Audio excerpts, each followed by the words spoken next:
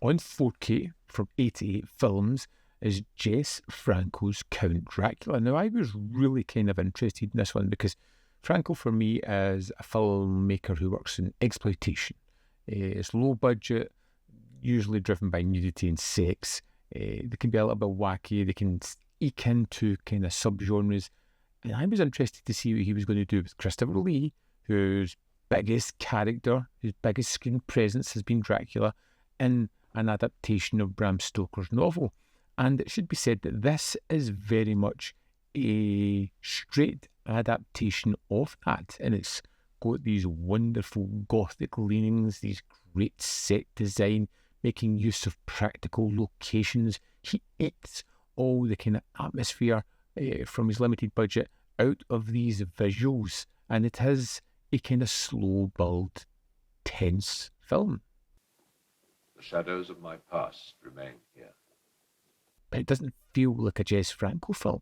It doesn't have his usual staples. Whether that's a good thing or a bad thing was probably up to the viewer. I'd say what surprised me most was how much of a straight adaptation this was.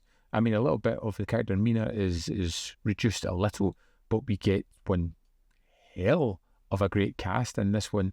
You get Christopher Lee, of course, as Dracula. You've got Herbert Rohm as Van Helsing, which I just think is absolute key. You've got Klaus Kinski as Renfield, who, my God, the man's captivating, but he does nothing in the film.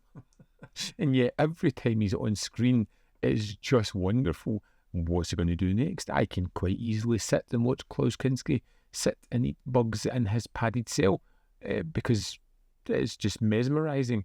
Till one night, when she was close to her end, the neighbours heard a terrible shriek. You get Maria Rom as Mina Harker. It just has this wonderful cast with it. It has these great visuals as it delivers this gothic atmosphere to it. It has a great tale to tell. The Count Dracula tale is one that is familiar, popular, but it's popular for a reason. It's a great book. But it just feels missing something. It feels missing a little bit of Jess Franco. He's playing it a little bit too straight here. I wanted to take a little bit of a left field turn and do something incredibly wacky or weird or out there. But it doesn't do that. And I feel it becomes not as effective as it starts out. And it does take the slow build tension of building the sequences, building the tension, building the terror and horror to a explosive finale, which is pretty good. But at the same time, it just feels devoid of Franco. I feel devoid of the great man himself. And it feels strange saying this, that we don't have any Francoisms in the film other than some of the familiar cast. And it is one of the better looking Franco films, but I just missed a little bit of the man's weirdness. A little bit of the nudity. Throw a little bit of the Franco in there to give it something a little bit more oomph.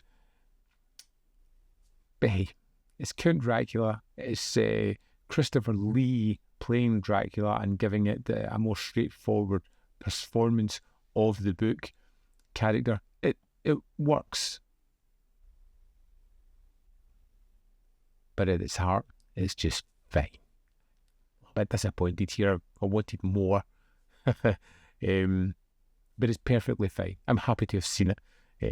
That's about the best I can say for this one. I'd love to know your thoughts on this version of Count Dracula. And what do you think is the best adaptation of the book? Let me know in the comment box below. As always, there is more content up here. You can see more of my stuff in the description box below. Links to Patreon, membership program, and myvfilm.com. Always in which you can support me. Thanks for watching. We'll see you next time.